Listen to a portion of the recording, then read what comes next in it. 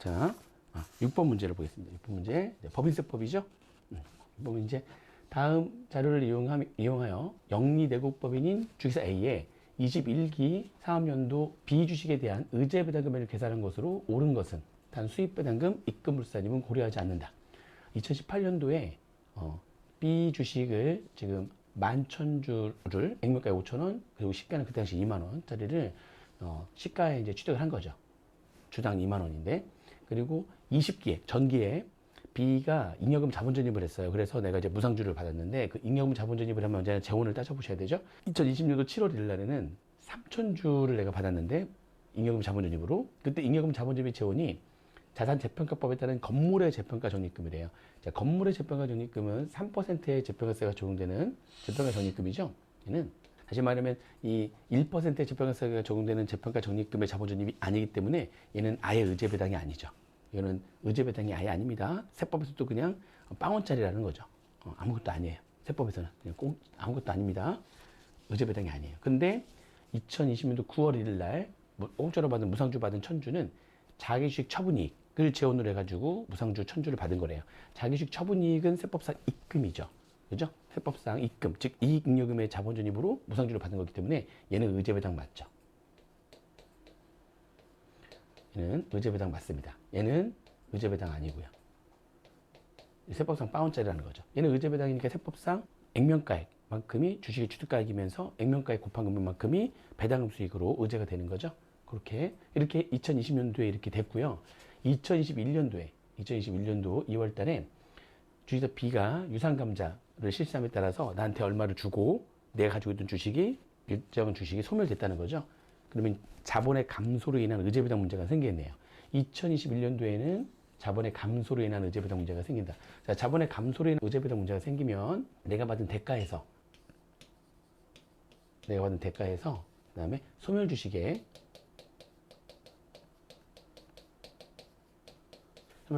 세법상 취득가액, 내가 받은 대가에서 소멸주식의 세법상 취득가액을 뺀 금액만큼이 배당금 수익으로 의제가 되는 거죠. 내가 받은 대가는 얼마냐면 주당 2만 원의 현금을 감자대가로 받았대요. 그죠? 2,000주를 반환하면서 주당 2만 원. 그래서 내가 받은 대가는 2,000주.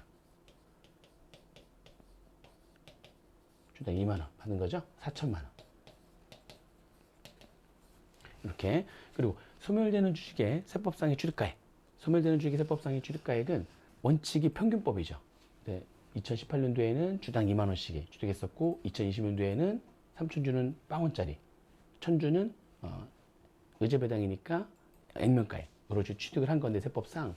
그죠? 그러면 이렇게 취득가액이 좀 다양하잖아요. 2만 원, 빵원, 5,000원 이렇게. 근데 원칙은 2,000주에 대해서 평균법을 적용해가지고 소멸주식 세법상 취득가액을 계산하는 게 원칙이지만 단기소각 주식의 특례, 그죠? 세법상 빵원짜리 주식, 즉 의제배당에 해당하지 아니하는 무상주를 수령한 날부터 2년 이내 자본의 감소를 하게 되면은 세법상의 빵원짜리 주식이 먼저 소각되는 것으로 가정해서 소멸주식의 세법상 취득가액 계산하는 거, 얘를 단기소각 주식의 특례라고 하는 거잖아요.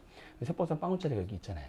세법상 빵원짜리 주식을 취득한 날부터 2년 내에 자본의 감소를 한 거기 때문에 세법상 빵원짜리 주식이 먼저 소각되는 것으로 가정하죠. 그러면 빵원짜리가 지금 3,000주나 있으니까 2,000주는 세법상 빵원짜리라는 거죠. 소멸주식의 세법상 취득가액은 빵원이네요. 단기소각 주식의 특례가 적용되면. 따라서 의제배당 금액은 그냥 받은 대가네요. 4천만 원이 의제배당 금액이 되겠습니다. 그래서 의제배당 금액으로 계산한 것으로 옳은 것은 1번이 되겠죠. 자, 그 다음에 7번 문제. 7번 문제는 이제 업무용 수용차에 대한 얘기네요. 다음은 제조업을 영위하는 영리내국법인인 주식사 A의 21기 사업연도 업무용 수용차의 세무총을 위한 자료다. 21기 말 업무용 수용차와 관련된 유보잔액을 계산한 것으로 옳은 것은, 21기 말 업무용 수용차와 관련된 유보잔액을 계산한 것으로 옳은 것은, 이렇게 2021년도 1월 1일 날 임원 전용 업무용 수용차는 이제 업무 전용 장소범위에 다 가입이 돼 있대요. 그러면은 업무 사용 비율을 계산할 수가 있는 거죠. 그래서 1억 2천만 원 취득해서 사업에 사용을 시작했대요. 그리고 그 업무용 수용차와 관련된 비용들이 쭉 나와 있네요. 자, 제일 먼저 해야 될 거는 감가상각 시부인 계산이죠.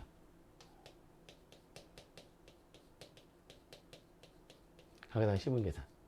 자, 회사는 지금 2천만 원을 가산비로 계산을 했는데 세법은 업무용 수용차는 5년 정액법 강제상각. 그죠? 그래서 지금 1억 2천만 원짜리 5년이고 1월 1일날 취득했으니까 월수고를 할 필요 없죠. 그러면 2,400만 원이 상각 범위액인데 5년 정액법으로 계산된 상각 범위만큼 강제상각해야 되는 거니까 2,400만 원만큼 가계산비가 돼야 되는데 2천만 원만 장부에 가계산비로 계산했으니까 400만 원만큼을 송금산입하고 마이너스 유보를 이렇게 처분하는 거죠. 두 번째는 그 다음에 이제 관련 비용, 업무용 수용차와 관련된 비용을 집계를 하는 거죠. 그래서 감가상각비, 감가상각 시분 계산 결과 세법상 송금으로 인정하는 감가상각비는 이제 2,400만 원이죠. 그죠? 그 다음에 이제 그 이외 비용, 이외 비용이 400만 원. 그래서 관련 비용은 지금 2,800만 원. 그죠? 세 번째는 업무 전용 장부자 범위에 가입이 되어 있었기 때문에 업무 사용 비율을 계산할 수가 있고요. 업무 사용 비율은 지금 90%라고 지금 나와 있네요. 운행기록부에 의해서 작성된 거에 의하면 업무 사용 비율은 90%래요. 그러면 10%는 업무에 사용하지 않았다는 거잖아요. 업무에 사용하지 아니한 비용, 그리고 우리가 사적 사용 비용이라고 해서 사적 사용 비용은 총 2,400만 원에 10%인 거죠. 90%를 뺀 나머지 그러니까 240만 원. 240만 원만큼을 송금 불산입하고 그 사회 이출, 업무용 수용차를 누가 지금 모르냐? 그래서 지금 임원 전용이니까 상해라고 속초분하면 되는 거죠. 그래서 사적 사용 비용 240만 원 상해로 속초분하는 거고요. 자, 그 얘기는 지금 이제 이 관련 비용, 감가상각비라든지 그리고 그 이외의 비용은 각각 90%가 업무에 사용됐다는 얘기잖아요. 90%가. 그 중에 요거 업무 사용 금액 중 감가상각비 2,400만 원이 90%죠. 그게 800만 원을 초과하게 되면 또 송금 불산입하는 거죠. 업무 사용 금액 중 감가상각비 800만 원 초과분. 업무 사용 금액 중 감가상각비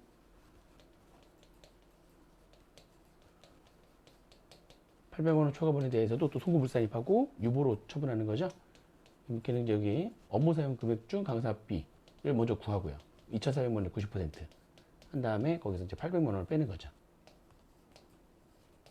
이게 이제 업무 사용 금액 중 감가상각비 800만 원 초과분이죠. 계산해 보시면 업무 사용 금액 중 감가상각비 800만 원 초과분은 1,360만 원. 그럼 그 1,360만 원만큼을 송금 불산입하고요. 유보로 처분하면 되는 겁니다. 이렇게. 아시겠죠? 그러면 이제 세무조정이 다 끝났고요. 이렇게 업무용 수용차와 관련된 유보. 물어본 건 업무용 수용차와 관련된 유보 잔액이 얼마냐. 그래서 업무용 수용차와 관련된 유보 잔액은 여기. 이렇게. 처음에 감가상각 시분 계산할 때 400만 원의 마이너스 유보와 업무에 사용된 업무와 관련된 감가상각비 800만 원 초과분에 대해서 송금사입한 거. 1,360만 원. 그죠? 요거 두 개 합하면 플러스 1,360만 원과 마이너스 400만 원 해가지고 계산하시면 플러스 960만 원이네요. 유보 잔액은 960만 원이 되겠습니다. 그렇죠? 자, 8번 문제입니다. 다음은 제조업을 영위하는 영리내국법인인 중에서 A의 제21기 사업연도 회계처리 내역이다. 제21기 각 사업연도 소득금액 계산을 위해서 세무조정이 필요한 경우가 아닌 것은, 그죠? 1번입니다. 환경 미화 목적으로 여러 사람이 볼 수 있는 복도에 항상 전시하기 위해서 미술품 한 점을 1,000만 원에 취득했어요. 그럼 일단은 환경 미화 목적으로 여러 사람들이 볼 수 있는 사무실이나 복도 등에 항시 전시하기 위해서 취득한 거잖아요. 그러면 이 미술품은 업무 관련 자산이 되죠. 업무 관련 자산. 이제 근데 그게 취득가액이 1,000만 원 이하고 장부에 걔를 비용으로 처리했다면 소액 미술품이라고 해가지고 세법에서도 그냥 걔 비용 처리한 거를 송금으로 인정합니다. 근데 소액 미술품이 아니네요. 2,000만 원이니까 소액 미술품이 아니죠.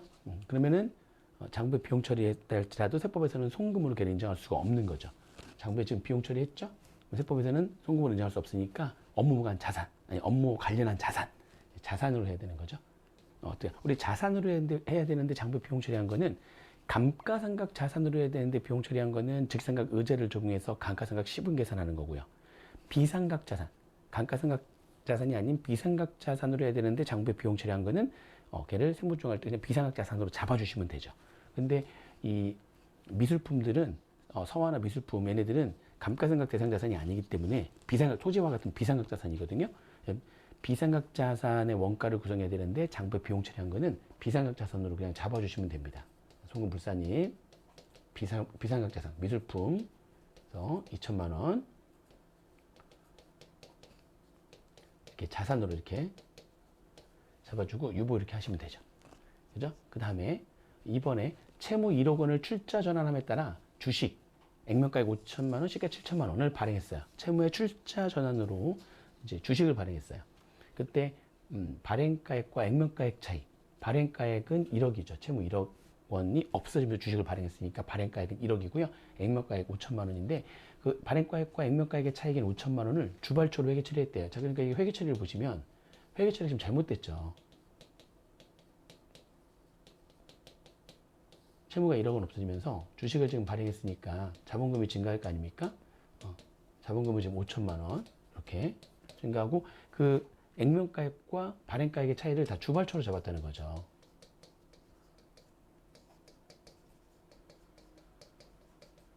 잘못했죠. 잘못했어요.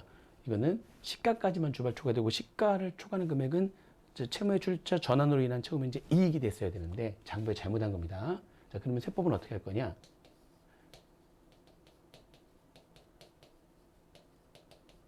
이게 없어진 거 맞고요. 자본금 5천만 원 맞고요.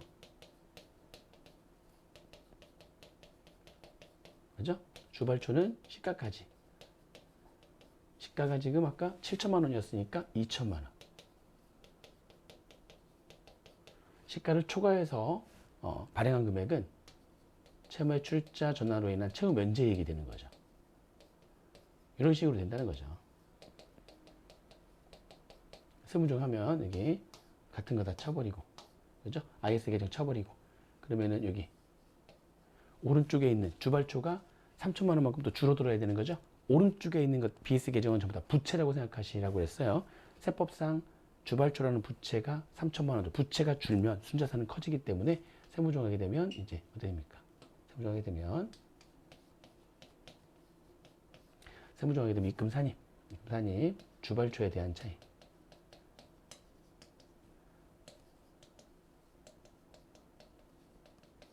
3천만 원. 진짜는 자산이 아니죠? 예. 자본의 구성력이니까 소득자본은 기타 이렇게 세무조정 이렇게 한다는 거죠. 2번도 세무조정이 뜨는 겁니다. 3번에 단기 중에 공구 금형이 아니래요. 금형이 아닌 공구를 1,000만 원을 취득해서 사업에 사용하고 당해 자산의 취득가액을 손익계산상의 수선비로 계산을 했대요. 이 금형이 아닌 공구는요, 세법상 단기 사용 자산입니다. 금형은 단기 사용 자산에서 이제 빠졌죠, 2년 전에. 근데 이제 공구는 금형이 아닌 공구는 단기 사용 자산이기 때문에 금액이 얼마인지 따지지 않고요. 우리 감가상각비 공부했을 때 단기 사용 자산은 장부에 비용 처리하게 되면 세법에서 걔를 송금으로 다 인정을 하죠. 즉시송금으로 세법에서도 인정을 합니다. 즉상각 특례 중에 하나죠. 그래서 단기 사용 자산이기 때문에 즉상각 특례가 적용돼서 장부 비용 처리해서 세법에서도 즉송금으로 인정. 세무조정이 발생하지 않는 거 3번이 되겠습니다. 그죠? 4번에는 해당 법인의 발행주식 총수 1%를 보유한 출자임원 1%면 대주주죠. 대주주 출자임원 소액주주가 아닌 출자임원이 업무와 관련이 없이 사용하고 있는 사택의 유지관리비 소액주주가 아닌 출자임원한테 이용하고 있는 사택의 유지관리비를 회사가 대신 내줬으면은 걔네들은 송금불산이바 송금을 인정할 수 없죠. 그걸 장부에 비용 처리했으니까 세법에서는 송금을 인정할 수 없으므로 송금불산입하고 상여로 소급처분하면 되겠습니다. 이는 세무조정이 필요하죠. 그 다음에 5번에 단기손익 공정가치 측정 금융자산 단기손익 공정가치 측정 금융자산은 유일하게 자산을 취득할 때 부대에서 발생하는 부대비용들이 있을 때 그 자산을 취득할 때 발생하는 그 부대비용은 자산의 취득원가를 구성하지 않죠. 원래 취득 부대비용은 자산의 취득원가에 포함을 해야 되는데 얘만 유일하게 단기손익 공정가치 측정 금융자산은 취득 부대비용, 취득할 때 발생되는 부대비용을 취득가액에 포함하지 않습니다. 그냥 단기비용으로 처리하는 거죠. 그래서 1억 원에 매입하고 당해자산 취득과 직접 관련되는 거래 원가 부대비용이 1,000만 원 발생을 했대요. 1,000만 원은 자산이 아니라 그냥 비용 처리해야 되는데 장부상 그래서 1억 1,000만 원을 자산 취득가액으로 잡았다면 천만 원은 자산이 아니라 비용 처리해야 되는 거니까 송금산입 마이너스 유보, 자산을 줄여야 되는 거니까 마이너스 유보로 소득 처분이 뜨겠죠. 세무적이 발생합니다. 9번 문제. 지주회사가 아닌 영리내고법인 주기사 A의 제21기 사업연도 수입배당금 입금불산이익을 계산한 것으로 옳은 것은, 회사는 비상장 영리내고법인이 갑과 을로부터 수입배당금 1,100만 원, 갑한테서 1,000만 원, 을한테서 100만 원을 수령하고 그걸 전부 다 장부의 수익으로 계산을 했대요. 수입배당 입금사입 할 때는 이렇게 피투자 회사별로 수입배당 입금사입 계산하는 거죠. 그래서 얼마 배당을 받았고 보유 주식의 취득가액이 얼마고 적수가 얼마인지 지분율이 나와 있고, 그다음에 주식의 취득이 나와 있고, 지분율 지금 나와 있는데 이 문제에서는 이제 뭐 너무 커가지고 안 나와 있는데 요 다음 내용이 이 지분율에 따른 입금세율을 알려줬어요. 비상장법인이고요. 비상장법인이고 지분율이 50% 이상이기 때문에 지분율이 50% 이상이니까 입금불사율은 다 50%가 되겠습니다. 입금불사율 50%가 되고, 그 다음에 배당 기준일이 2020년도 12월 31일인데 배당 기준일 전 3개월 내 취득한 주식은 수입배당 입금세율 적용을 배제하잖아요. 그러니까 2020년도 9월 30일과 12월 31일 사이에 취득했던 주식은 아무리 배당을 받았다 할지라도 수입배당 입금세율 적용을 배제하는데, 주식의 취득일이 9월 30일 이전 거네요. 배당 기준일 전 3개월 그 이전에 취득했던 거니까 전부 다 수입배당금 입금불산입 적용 대상이 되는 배당 맞습니다. 그죠? 그리고 뭐 소득공제나 갑과 을은 소득공제나 동업기업 과세 특례를 적용받는 그런 회사가 아니라는 거죠. 그러니까 수입배당 입금불산입 할 수 있는 회사라는 거고요. 그 다음에 기말 2020년도 말 기말 현재 재무상태표상의 자산총액이 100억, 기말 자산총액이 1년 내내 있다고 가정하기 때문에 그거에 대한 적수는 36,500억 원이래요. 그리고 이자 비용의 구성내역이 나와 있죠. 그래서 이 지급이자 차감액을 계산하기 위한 지급이자는 손익계산상의 이자 비용 3,700만 원이죠. 이 중에서 지급이자 홍보사입한 거 빼고, 그죠? 그다음에 현할자산 가격, 연지급 수입이자, 상호보험 할인료 등을 또 빼는 거죠. 보니까 여기 내용 보면은 꼽표 3번에 가지고 은행 차입금이자는 이게 건설 중인 본사 건물의 건설에 소요된 것이 분명한 특정 차입금이자래요. 그러면 얘는 지급이자 홍보사입이 됐겠죠. 은행 차입금이자 제거. 지급이자 차감액 계산할 때. 그러면 이제 나머지가 두 개 있는데 그 중에 연지급 수입이자래요. 연지급 수입이자도 제거. 그러면 지급이자 차감액 계산할 때 사용돼야 되는 회사채 이자는 요거 하나밖에 안 남네요. 그렇죠? 이렇게 해가지고 계산하시면 되겠습니다. 먼저 수입배당 입금세율 갑에 대한 거, 현금 배당금 1,000만 원, 현금 배당금 1,000만 원에서, 그렇죠? 빼기 지급이자는 1,200만 원만 갖고 오는 거죠. 1,200만 원 곱하기 총 자산의 적수 36,500억, 36,500억 분의 갑의 주식의 적수가 3,650억. 그죠? 이렇게 해가지고 묶은 다음에 입금불사율은 50%. 이렇게 적용된다고 그랬죠? 이렇게 계산하시면 얘가 440만 원 되는 거고요. 을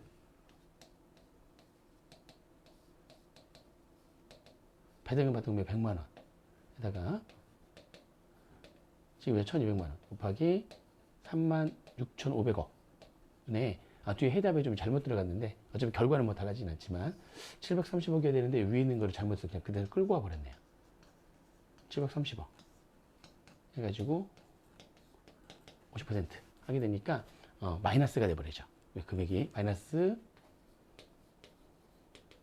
70만 원. 마이너스가 되면 0으로 하는 거죠. 이렇게 피투자 회사별로 수입배당 입금세율 계산한 다음에 마이너스가 되면 0으로 하는 겁니다. 0. 그러면은 답은 요거 하나. 수입배당 입금세율은 440만 원이 되겠습니다. 440만 원 1번. 그 다음에 10번 문제. 법인세법상 영리대고법인의 접대비 기부금 및 지급이자에 관한 설명으로 옳은 것은, 접대비를 신용카드로 결제한 경우에 실제로 접대 행위를 한 사업연도가 아니라 대금 청구에 속하는 사업연도를 송금에 기록시기로 한다. 돼 있죠? 일단 이 내용은 접대비잖아요. 접대비는 기록시기가 발생주의. 접대 행위를 한 사업연도에 접대비가 돼야 되는데, 장부에는 접대 행위라는 사업연도가 아니라 대금 청구에 속하는 사업연도를 송금 기록한다고 했기 때문에 틀린 문구가 되겠습니다. 그렇죠? 틀린 문구가 되겠고요. 그 다음에 기부금의 한도는 기업회 기준에 따라 계산한 매출액의 일정률을 곱해서 틀렸죠. 여기는 기부금의 한도는 소득금액에 비례하는 거죠. 또 접대비 한도는 사업연도의 소득금액의 일정률 아니죠. 접대비 한도는 매출액에 비례하는 거죠. 거꾸로 됐네요. 틀렸죠. 3번. 채권자가 불분명한 사채이자 100만 원, 소득세 등으로 원천 유자된 금액이 46만 2천 원이 포함되어 있는데 이 100만 원을 전부 비용으로 계산했을 때 송금불산입해야죠. 그래서 원천 지급된 금액은 기타 사유줄로, 그 이외의 금액은 대표자에 대한 상여로 하는데 전부 다 대표자에 대한 상여로 했대요. 틀렸네요. 그죠? 4번. 지진으로 생긴 이재민을 위해서 장부가액 3억 원, 시가 5억 원짜리 상품을 기부했대요. 법정기부금이죠. 법정기부금 하게 되면은 법정기부금을 현물로 기부하게 되면은 장부가액으로 평가하게 돼 있죠. 그러면 장부가액 3억 원을 기부금으로 한다. 현물 기부의 가액은 3억 원이다. 맞는 얘기가 되겠습니다. 그죠? 4번이 맞는 거네요. 옳은 거. 4번이 옳은 거고요. 그 다음에 5번.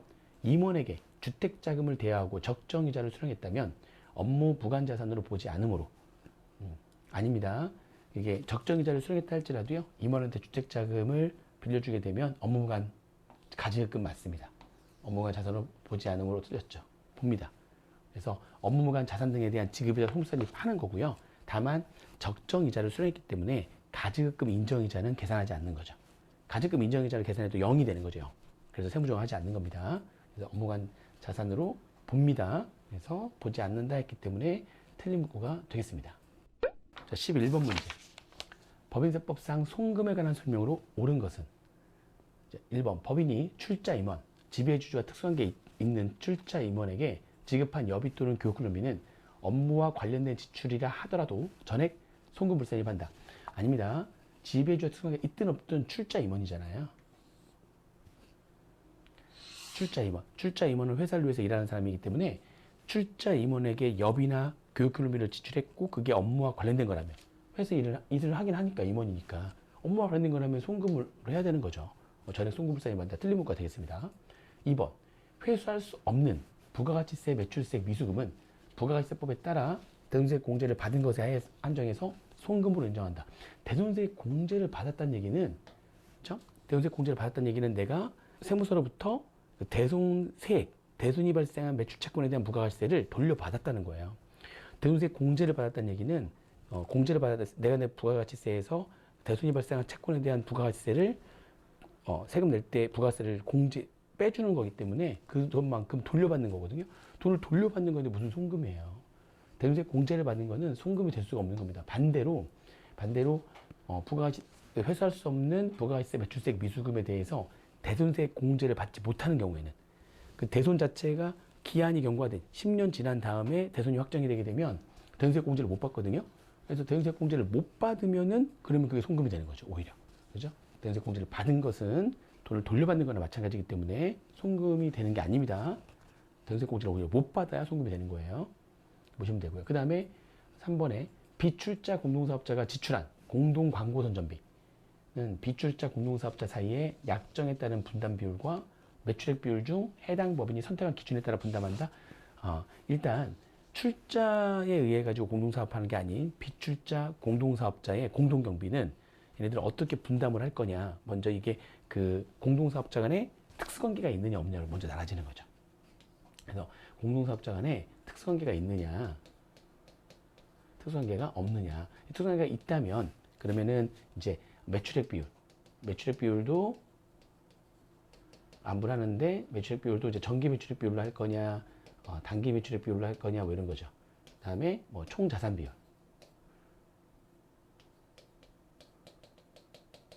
마찬가지 총자산 비율도 정기 총자산 비율로 할 거냐, 단기 총자산 비율로 할 거냐, 거기다가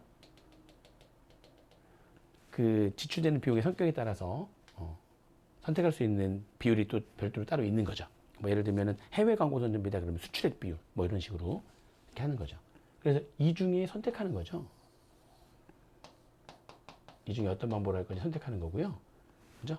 선택을 하지 않으면 어떻게 할 거냐? 그 선택을 하지 않으면, 그러면 선택을 하지 않으면 이렇게 정기 매출액 비율로 하는 거죠. 선택하지 않으면. 그래서 그 공동사업자 간의 특수관계자라면은 분담 기준은 이런 식으로 나눠지는 거고요. 그 다음에 특수관계자가 아니라면은 그러면 원칙이 약정된 비율만큼.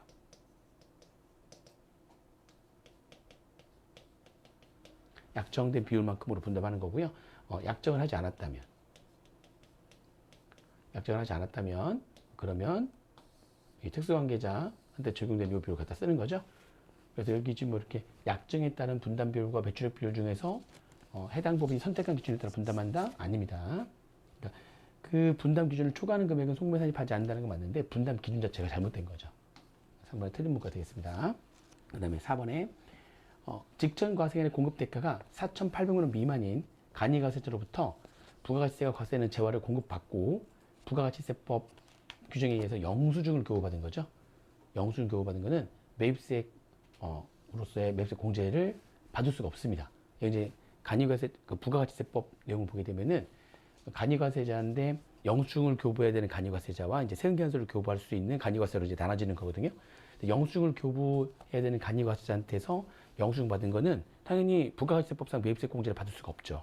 매입세 공제를 받을 수 없습니다. 그러면 매입세 공제를 못 받으면 어떻게 할 거냐? 그 매입세 공제를 받지 못하는 그 매입세액은 송금으로 인정을 하는 겁니다. 이는 뭐 내가 뭘 잘못해가지고 매입세 공제를 못 받는 것이 아니기 때문에 조세 정책적으로 세금계산서가 없으니까 매입세 공제를 받지 못하는 거기 때문에 얘네들은 송금으로 인정을 합니다. 4번이 맞는 거네요. 5번에 업무와 관련해서 발생한 교통사고 벌금. 벌금은 업무와 관련이 있든 없든, 그렇죠? 얘네들은 다 송금 불산입이죠. 송금으로 인정한다. 틀린 문구가 되겠습니다. 자, 12번 문제입니다. 제조업을 영위하는 영리내국법인 주기사 A. 한국채택 국제기준을 적용하지 않으며 중소기업이 아니다. 그죠? A의 제21기 사업연도 법인세법상 자산부채 평가 및 유무형자산에 대한 감가상각에 관한 설명으로 옳은 것은 물어봤네요. 1번 주기사 A가 2021년도 3월 1일 날 파산한 주기사 C의 주식을 2021년도 12월 30일 현재 시가로 감액하고 주식이죠. 그리고 파산했죠. 파산 감액사고가 발생한 사람도에 시가가 하락했을 때의 시가만큼 감액하고 걔를 장부 비용으로 좀 처리한 겁니다. 그리고 감액한 금액을 송금으로 계산을 했대요. 주기사 A하고 C가 법인세법상 특수관계가 아니어야 주기사 C 주식의 장부가에 감액할 수 있다. 일단은 파산의 사유로 인해 가지고 주식의 평가손실을 계산하는 것은 보유법인과 발행법인이 누군지 따지지 않죠. 주식의 평가손실도 부도 발생, 부실증후 기업, 회생계인가의 결정 요 세 가지 사유로 인해 가지고 주가가 떨어져서 주식의 평가손실을 장부에 계산했을 때 세법상 송금으로 인정해 주는 경우에는 주식 보유법인과 발행법인이 누군지 따지는 거죠. 그런데 파산의 사유로 주식의 평가손실이 발생했을 때는 따지지 않습니다. 주식 보유법인과 발행법인이 누군지 따지지 않고 시가 하락한 것만큼 장부에서 그 주식가에 감액하고 비용 처리하면 세법상 송금으로 인정하는데 단 얼마 주의해야 된다? 1,000원을 주의해야 된다. 그죠? 그래서 특수관계자가 아니어야지 감액할 수 있다. 아닙니다. 틀렸고요. 옳은 거를 물어봤으니까 1번 틀렸고요. 2번에 회사가 보유한 모든 외화자산 부채는 취득일 또는 발생일 현재 매매 기준율 등으로 평가하는 방법과 사업연도 종료일 현재 매매 기준율 등으로 평가하는 방법 중 신고한 방법에 따라 평가 아닙니다. 모든 외화자산 부채가 다 되는 건 아니고요. 그죠? 지금 제조업을 영위하는 일반 법인이잖아요. 그러면 화폐성 외화자산 부채하고 그 다음에 환경 회피용으로 보유하고 있는 통화 관련된 파생상품 이 두 개만 발생 현재 환율로 할 거냐 기말 환율로 할 거냐 둘 중에 선택할 수가 있는 거죠. 그죠? 그래서 2번도 틀린 문구가 되겠습니다. 3번에 A에게 적용되는 기계장치의 기준 내용 연수가 5년이래요. 근데 기준 내용 연수에 50% 이상 경고가 된 중고자산인 기계장치를 다른 법인으로부터 취득한 거네요. 그죠? 그러면은 수정 내용 연수 적용이 가능하죠. 수정 내용 연수는 기준 내용 연수의 50%. 기준 내용 연수의 50%를 내용 연수해서 기준 내용 연수 범위 안에서 내용 연수를 선택할 수가 있는데 이게 5년이잖아요, 지금. 그러면 2.5년 이렇게 되는 거잖아요. 이렇게 지금 된다는 건데 이게 소수점이 나오면은요. 소수점 이하는 얘는 없는 것으로 보는 겁니다. 그죠? 그래서 2년에서 5년 사이에 내용수를 선택할 수가 있는 거고요. 이거 맞네요. 이거 2년에서 5년. 2년과 5년의 범위에서 선택해서 납세지 관할 세무장에게 신고한 연수를 할 수 있다. 네, 맞는 문구가 되겠습니다. 오늘 거 물어봤으니까 3번이 맞는 거네요. 3번 맞는 거고요. 그 다음에 2021년도 7월 2일 날 취득 즉시 사업에 사용한 기계장치에 대한 상각 범위액은 7월 1일부터 12월 31일까지 월수에 따라 계산한다. 맞죠?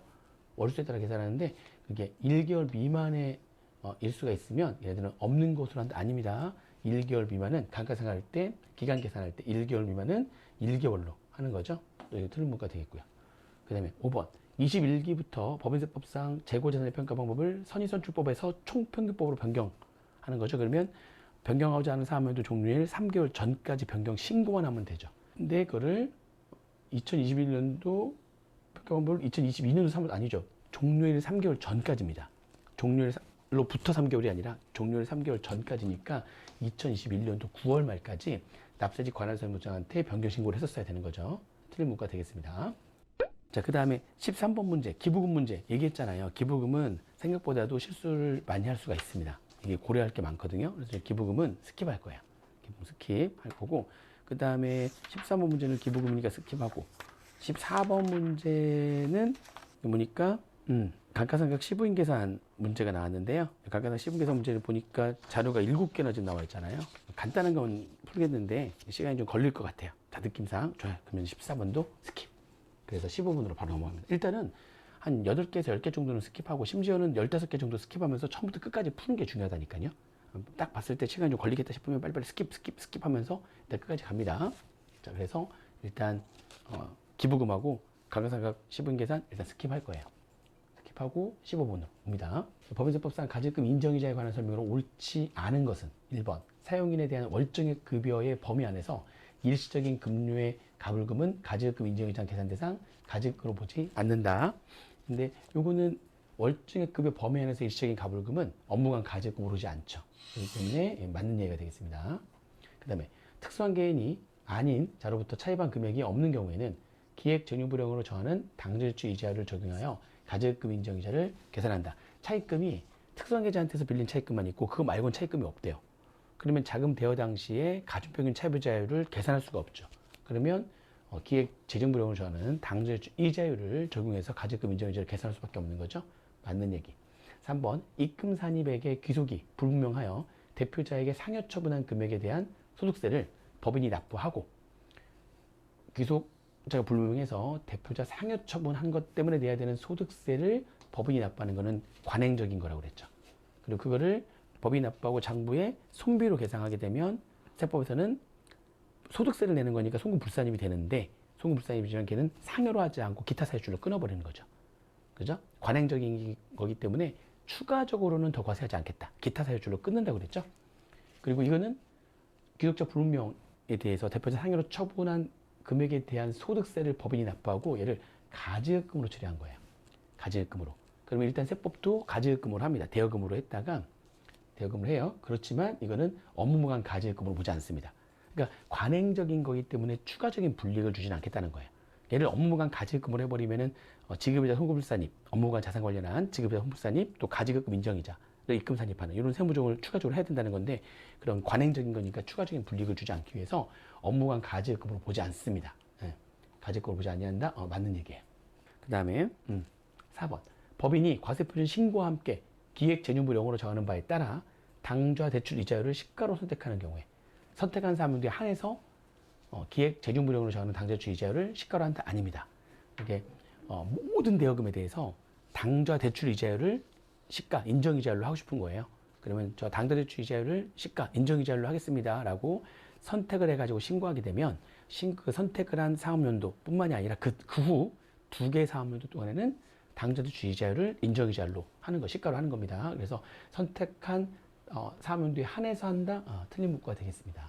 네, 4번 5번에 국외에 자본을 투자한 내국법인이 해당 국외 투자법인 종사자 여비를 대신해서 부담하고 쭉 나와 있는데, 이 5번은 굉장히 이제 디테일한 구석진 내용이었는데 문제가 나왔어요.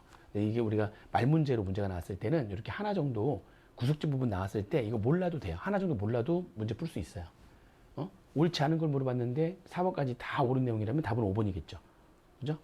그리고 옳지 않은 걸 물어봤는데 5번 모르겠는데 푸른 중에 옳지 않은 거 하나 발견했다면 그게 답이겠죠. 그래서 오지선다형에서는 사실 5개 다 몰라도 돼요. 하나 정도 몰라도 문제를 푸는 데는 지장이 없는 겁니다. 이 구석진 부분 여기까지 한번 읽어만 보시고요.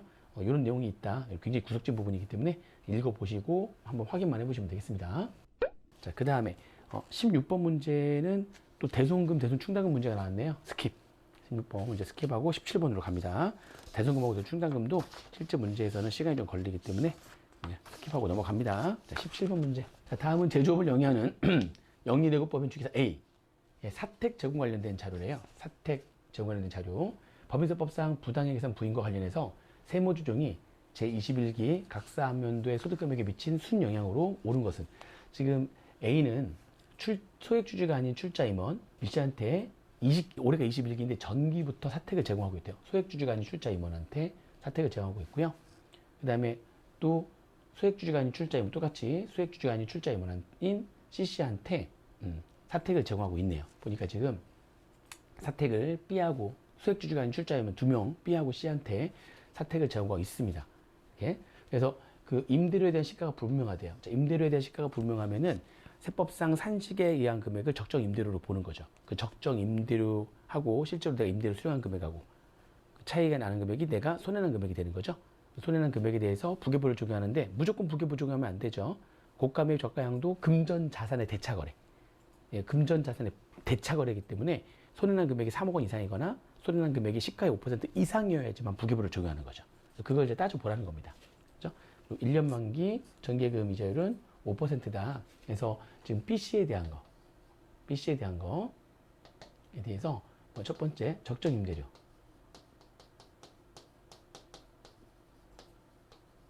B씨에 대한 적정 임대료를 계산하면은 빌려준 사택 시가의 50%. 1년 내내 빌려준 거니까 2억 시가의 50% 이렇게 하고 난 다음에 보증금 수령한 금액 4천만 원 빼는 거죠. 뺀 금액에 이제 여기다가 정기예금 이자율. 정기예금 이자율은 5%.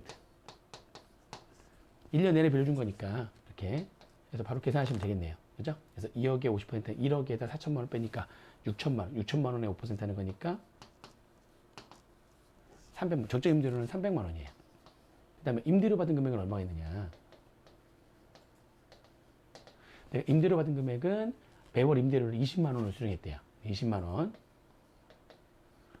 그 12개월 동안 받은 거니까 그러면 240만 원 되겠습니다. 그러면 지금 내가 손해난 금액은 1에서 1을 뺐더니 60만 원 되는 거죠. 그래서 60만 원. 60만 원은 요거는 3억 이상은 아니지만 여기 시가의 5% 이상이냐. 300만 원 5%가 15만 원이잖아요. 그죠? 3억 이상은 아니지만 시가의 5% 이상이기 때문에 충족을 하는 거죠. 그러면 손해난 금액에 대해서 여기에 대해서 부계부가 적용되는 거죠. 부계부 적용돼가지고 요거에 대해서 이제 송금, 불산입하고 출자 임원에 대한 소득처분 상여로 소득처분 하는 겁니다. 이렇게. 그 다음에 CC에 대한 거. CC에 대한 거는 이제 적정 임대료가 CC에 대한 적정 임대료는 일단 빌려준 자산의 시가가 1억 2천만 원. 50%. 한 다음에 보증금 받은 금액이 없네요. 뺄 거 없고요. 보증금 받은 금액이 없으니까 바로 거기다가 정기예금 이자율을 곱하면 되는 거니까 이것도 역시 300만 원 되는 거네요. 하면 되는 건데 임대료 받은 금액이 얼마냐. 임대료 받은 금액은 지금 매월 24만 원씩 19개부터 빌려줘가지고 지금 쭉 2021년도 1년 내내 빌려준 거니까 이렇게 계산하시면은 288만 원. 그죠? 그러면은 손해난 금액 12만 원. 2만 원은 3억 이상 아니고요. 여기 시가의 5%가 15만 원이라고 그랬잖아요. 15만 원 이상도 아니네요. 따라서 얘는 충족을 못한 거죠. 충족을 못한 겁니다. 그래서 부계부가 적용되지 않죠. 결국엔 지금 부계부가 적용되는 금액, 소득금액에 미치는 순영향은 1번이네요. B한테 빌려준 것만 부계부가 적용되기 때문에 1번 되겠습니다. 자, 18번 문제. 세액 공제에 관한 설명으로 옳은 것은 물어봤네요. 1번 과세표준 신고기한이 경과되지 아니한 법인세에서 재해손실 세액공제를 받고자 하는 내국법인은 신고기한 내에 세액공제 신청을 해야 됩니다. 근데 재해 발생일로부터 신고기한이 채 1개월이 안 남았잖아요. 그러면 근데 1개월이 채 안 남았는데 신고기한까지 세액공제 신청을 하라고 하는 것은 너무나 짧으니까 1개월 미만이야 남은 기한이. 그러면 재해 발생일로부터 1개월 내에 신청해도 돼. 신청해야 된다. 이거 맞는 겁니다.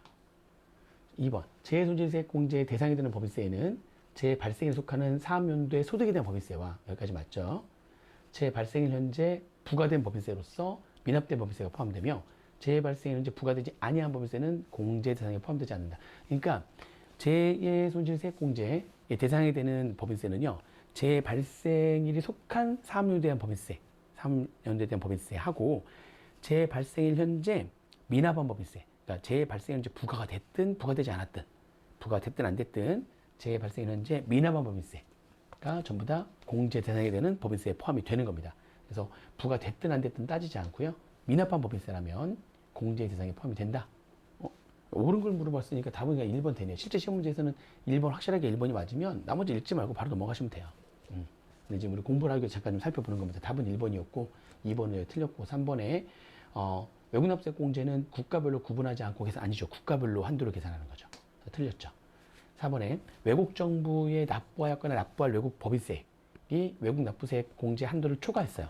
그럼 초과하는 금액은 해당 사무소의 다음 사무소 개시로부터 10년 이내에 로 이월한다. 이번에 올해 이거 개정된 내용이죠.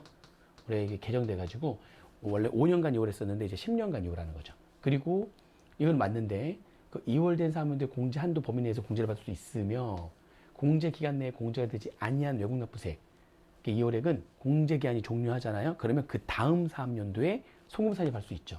이게 올해 또 개정된 내용입니다. 근데 이게 공제 기한이 종료한 사업연도에 소멸한다라고 했기 때문에 네, 틀린 문구가 되겠습니다. 5번에 내국법인이 사실과 다른 회계 처리로 인해서 경정에 따른 세액공제를 받는 거죠.